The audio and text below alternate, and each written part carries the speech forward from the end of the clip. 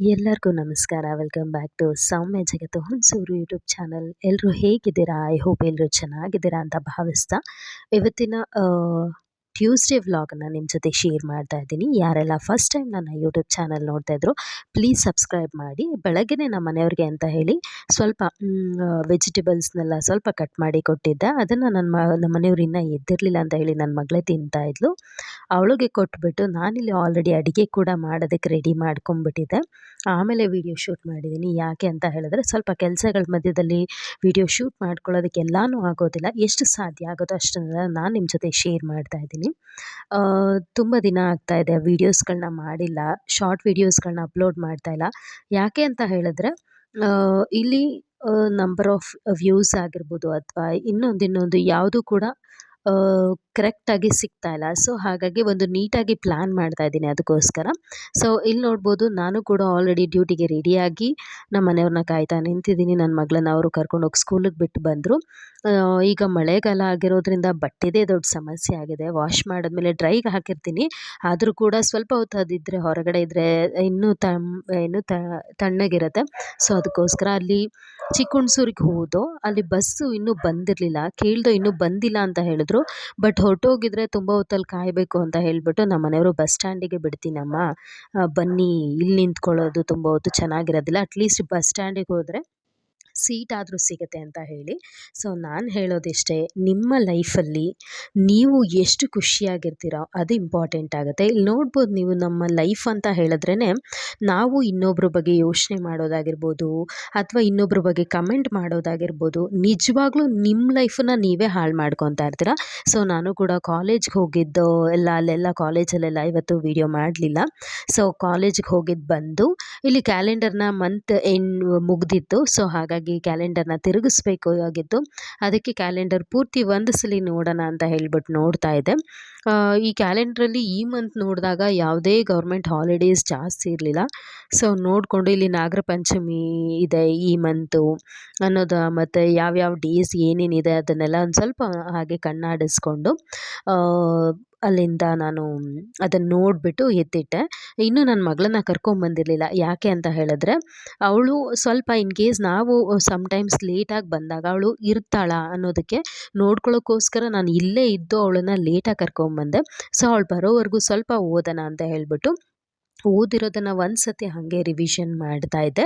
So ನೀವು ಯಾರಾದರೂ ಸ್ಟೂಡೆಂಟ್ಸ್ಗಳಾಗಿದ್ದರೆ, ಯಾವುದಾದ್ರೂ ಎಕ್ಸಾಮಿಗೆ ಪ್ರಿಪೇರ್ ಆಗ್ತಾಯಿದ್ರೆ ದಯವಿಟ್ಟು ಶ್ರದ್ಧೆಯಿಂದ ಓದಿ. ಯಾವುದೋ ಒಂದು ಸ್ಮಾಲ್ ರೀಸನ್ಗೋಸ್ಕರ ಸ್ವಲ್ಪ ದಿನ ಓದೋದು ಬಿಡೋದು ಆ ಥರ ಮಾಡೋಕ್ಕೆ ಹೋಗಬೇಡಿ. ಯಾಕೆಂದರೆ ಲೈಫಲ್ಲಿ ದೃಢವಾಗಿ ನಿಂತ್ಕೊಬೇಕು. ಈಗ ಯಾರಾದರೂ ನಮ್ಮನ್ನು ಟೀಸ್ ಮಾಡಿದಾಗ ನಾವೇನು ಮಾಡ್ತೀವಿ ಹೇಳಿ?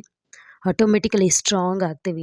ಯಾವ ವ್ಯಕ್ತಿ ಅತಿ ಹೆಚ್ಚಾಗಿ ಸ್ಟ್ರಾಂಗ್ ಆಗಿರ್ತಾನೋ, ಇಂಡಿವಿಜುವಲ್ ಆಗಿರ್ತಾನೆ ಅಂತ ಹೇಳಿದ್ರೆ, ಅವನು ತುಂಬ ಎಲ್ಲರ ಜೊತೆ ಬೆರ್ತಿರೋ ವ್ಯಕ್ತಿಯಾಗಿದ್ದು, ಎಲ್ಲರೂ ಮಾಡಿರುವಂಥ ಮೋಸದಿಂದ ಬೇಜಾರಿಂದ ಆ ವ್ಯಕ್ತಿ ಆಗಿರ್ತಾನೆ. ಸೊ ಅಲ್ಲಿಗೆ ಅರ್ಥ, ನೀವು ಕೂಡ ಸ್ಟ್ರಾಂಗ್ ಆಗಿ ಓದೋದ್ರ ಕಡೆ ಕಾನ್ಸಂಟ್ರೇಟ್ ಮಾಡಿ. ಇಲ್ಲಿ ಇವತ್ತು ಡಾಕ್ಟರ್ಸ್ ಡೇನ ಸೆಲೆಬ್ರೇಟ್ ಮಾಡ್ತಾಯಿದ್ರು. ಯಾಕೆ ಅಂತ ಹೇಳಿದ್ರೆ, ಇದು ಬಂದು ಜುಲೈ 1 ಡಾಕ್ಟರ್ಸ್ ಡೇ ಆಗಿರ್ಬೋದು, ಮತ್ತು ಅದ್ರ ಜೊತೆಗೆ ನ್ಯೂಸ್ ಪೇಪರ್ ಡೇ ಅಂದರೆ ಆ ಥರ ಡೇನ ಸೆಲೆಬ್ರೇಟ್ ಇದೆ.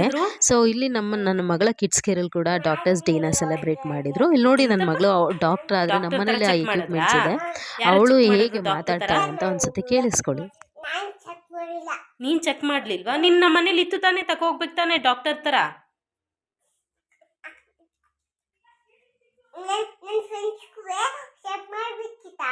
ಮಾಡ್ಬೇಕಿತ್ತು. ನಾಳೆ ಮಾಡ್ತೀರಾ? ಇವತ್ತು ಡಾಕ್ಟರ್ಸ್ ಡೇ. ಎಲ್ರಿಗೂ ಹ್ಯಾಪಿ ಡಾಕ್ಟರ್ಸ್ ಡೇ ಅನ್ಬಿಡು. ನಮ್ಮನ್ನ ಏನದು? ಯಾವುದು? ನೀನ್ ನನಗೆ ಕೊಟ್ಟಿರೋ ತಾನೆ, ನಿಂದದು. ನಿನ್ ಫ್ರೆಂಡ್ಸ್ ತಂದಿದ್ರಾ? ಹೆಂಗ ಹಾಕೋ ಡಾಕ್ಟರ್ಸ್ ಅದು. ಅಯ್ಯೋ ದೇವ್ರೆ,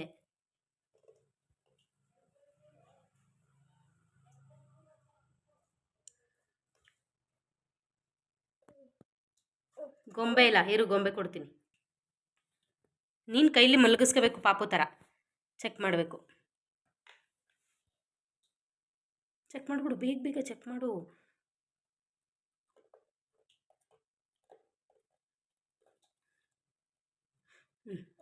ಚೆಕ್ ಮಾಡು. ಹಿಂಗಿಡವಾ ಅದಾ?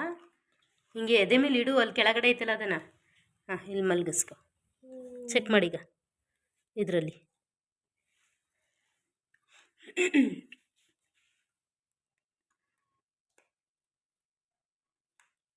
Happy doctors day.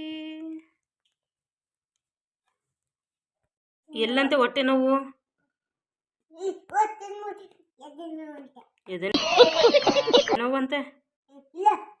ಚೆನ್ನಾಗಿ ಊಟ ಮಾಡಿ. ಏನು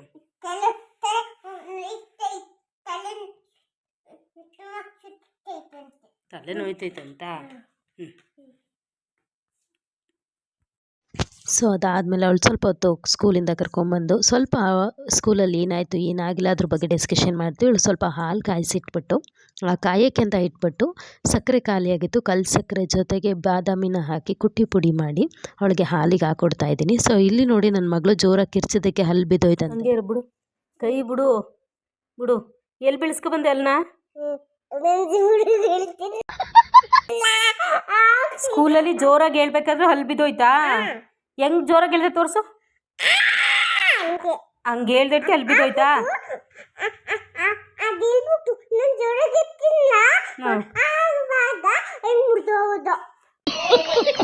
ಓ, ಜೋರಾಗಿ ಹೇಳಿರೋದಕ್ಕೆ ಅಲ್ಲಿ ಮುರಿದೋದ್ವಾ?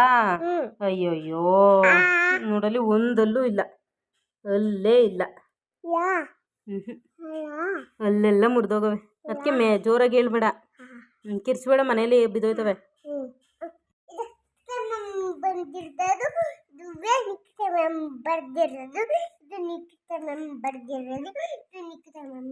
ಏನು ಅದು?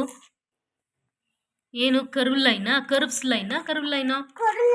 ಎಂತ? ಸ್ಟಾರು. ಸ್ಟಾರ್ ಕೊಟ್ಟಿದ್ದಾರೆ ನೀನು ಬರ್ದಿರೋದಕ್ಕೆ. ಇಲ್ಲ ಹೋಮ್ವರ್ಕ್ ಎಲ್ಲ ಬರ್ದ್ಬಿಟ್ಟ? ಏನು ಬರ್ದಿರೋದು? ಇದೇನಿದು? ಎಂತ ಲೈನು? Curve line. ಇದೇನಿದು? Standing line, sleeping line. ಎಷ್ಟು ಹೋಮ್ವರ್ಕ್ ಬರ್ದವಳಂದ್ರೆ ಬಂದ ತಕ್ಷಣ ಬರೆಯತಾವಳು.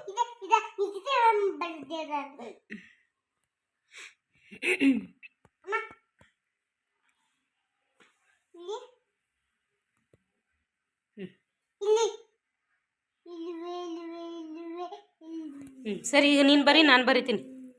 ಇಬ್ಬರು ಬರೆಯೋದ? ಅಲ್ಲಲ್ಲ, ಹೋಮ್ವರ್ಕ್ ಬರೀ. ಇಲ್ಲಿರೋದು ಹೋಮ್ವರ್ಕು. ಇಲ್ಲಿ ಅಲ್ಲಿ ಹೆಂಗೆ ಬರ್ದವ್ರೆ ಹಂಗೆ ಬರೀ. ಇಲ್ಲಿ ಹೆಂಗೆ ಬರ್ದವ್ರೆ ಹಂಗೆ. ಅತಿ ಹೆಚ್ಚಾಗಿ ನಾನು ಹೇಳೋದು ಮಕ್ಕಳನ್ನ ಓದಿಸ್ಬೇಕು ಅನ್ನೋ ಎಲ್ಲ ಆಸೆಗಳು ಕೂಡ ಪೇರೆಂಟ್ಸ್ಗಿರುತ್ತೆ, ಇಲ್ಲ ಅಂತ ಹೇಳಲ್ಲ. ನಾವಾದರೂ ಓದಲಿಲ್ಲ, ನಮ್ಮ ಮಕ್ಕಳಾದರೂ ಓದಬೇಕು ಅನ್ನೋ ಆಸೆ ಇರುತ್ತೆ. ದಯವಿಟ್ಟು ಇವತ್ತಿನ ಜನರೇಷನ್ ನೋಡಿದ್ರೆ ತುಂಬ ಪ್ರೆಷರ್ ಹಾಕಿ ಓದಿಸ್ಬೇಡಿ. ಅದ್ರ ಜೊತೆಗೆ ಇವತ್ತಿನ ಜನ್ರೇಷನಲ್ಲಿ ಹೇಗೆ ಕಾಂಪೀಟ್ ಮಾಡಬೇಕು ಮಕ್ಕಳು, ಯಾವ ರೀತಿ ಲೈಫನ್ನು ಲೀಡ್ ಮಾಡಬೇಕು, ಅದ್ರ ಬಗ್ಗೆ ಆದಷ್ಟು ತಿಳುವಳಿಕೆಯನ್ನು ಕೊಡಿ ಮಕ್ಕಳಿಗೆ. ಯಾಕೆ ಅಂತ ಹೇಳಿದ್ರೆ, ನಾನು ನೋಡಿರೋ ಮಟ್ಟಿಗೆ 500 ಪೋಸ್ಟು ಒಂದು ಎಕ್ಸಾಂಪಲ್ ಅಂತ ಹೇಳೋದಾದ್ರೆ 500 ಪೋಸ್ಟ್ ಗೌರ್ಮೆಂಟ್ ಕಾಲ್ ಆಗುತ್ತೆ ಅಂತ ಹೇಳಿದ್ರೆ ಕಾಂಪಿಟಿಷನ್ ಬಂದು 1,00,000 ಇರುತ್ತೆ, ಅದಕ್ಕೂ ಜಾಸ್ತಿ ಇದೆ. ಬಟ್ ನಾನು ಹೇಳ್ತಾ ಇರೋದು ಕಾಂಪಿಟೇಷನ್ ಹೈ ಇದೆ. ನಮ್ಮ ಮಕ್ಕಳಿಗೆ ಗೌರ್ಮೆಂಟ್ ಕೆಲಸನೇ ಬೇಕು, ನೀನು ಗೌರ್ಮೆಂಟ್ ಕೆಲಸನೇ ತೊಗೊಬೇಕು ಅನ್ನೋದನ್ನು ತಲೆಯಲ್ಲಿ ಇಡೋದಕ್ಕಿಂತ ಹೆಚ್ಚಾಗಿ ಹೆಂಗಿದ್ರೂ ನೀನು ಲೈಫನ್ನು ಲೀಡ್ ಮಾಡೋದಕ್ಕೆ ನಿನಗೆ ಯಾವುದಾದ್ರೂ ಒಂದು ದಾರಿನ ನಾವು ಹುಡುಕೊಡ್ತೀವಿ. ಎಷ್ಟೋ ಜನ ಪೇರೆಂಟ್ಸು ತುಂಬ ಮುದ್ದಾಗಿ ಸಾಕಿರ್ತೀರ, ಬಟ್ ಆದರೆ ನಾವೇನು ಮಾಡ್ತೀವಿ ಅಂತ ಹೇಳಿದ್ರೆ ಆ ಮಕ್ಕಳು ಬೆಳೆದು ದೊಡ್ಡವರಾದಾಗ ನಿಮ್ಗೆ ಏನು ಸಪೋರ್ಟ್ ಬೇಕು ಅಂತ ಕೇಳೋದಿಲ್ಲ. ದಯವಿಟ್ಟು ಆದಷ್ಟು ಆ ಸಪೋರ್ಟನ್ನು ನೀವು ಕೊಡಿ ಆ ಏಜಲ್ಲಿ. ಆಗ ಮಕ್ಕಳು ನಿಜವಾಗ್ಲೂ ಒಳ್ಳೆ ಸ್ಥಾನಕ್ಕೆ ಬರ್ತಾರೆ. ನಿರ್ವಿಘ್ನ. ಓಕೆ. ಆಮೇಲೆ ಕಮ್ ಲಿಟಲ್ ಚಿಲ್ಡ್ರನ್. ಡೋಂಟ್ ಹೇಳೋದಿಲ್ವಾ? ಬರಿಬೇಕಾ? ಬರಿಬೇಕಾದ್ರೆ ಹೇಳೋದಿಲ್ವಾ?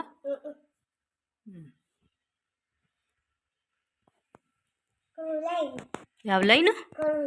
ಯಾವ ಲೈನು? ಕರ್ವಾ? ಕರ್ಲೈನಾ? ಕರ್ವ್ ಲೈನಾ? ಹಾಂ, ಸರಿ ಸರಿ, ಆಯಿತು.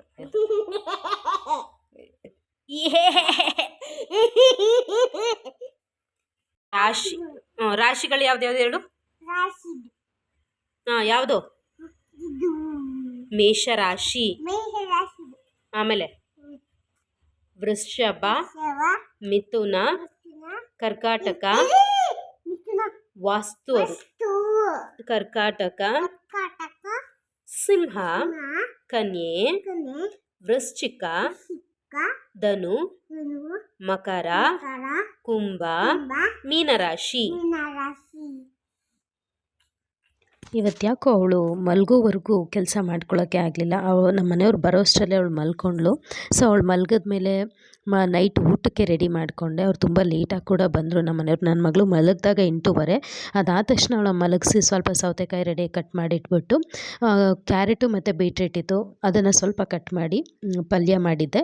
ಯಾವುದೇ ರೀತಿಯಾದಂಥ ಆಯಿಲನ್ನು ಬಳಸಿಲ್ಲ. ಆರೋಗ್ಯ ಚೆನ್ನಾಗಿರಬೇಕು ಅಂದರೆ ಅತಿ ಹೆಚ್ಚಾಗಿ ಬಾಯಿ ರುಚಿನ ಯಾರೂ ಕೇಳಬೇಡಿ.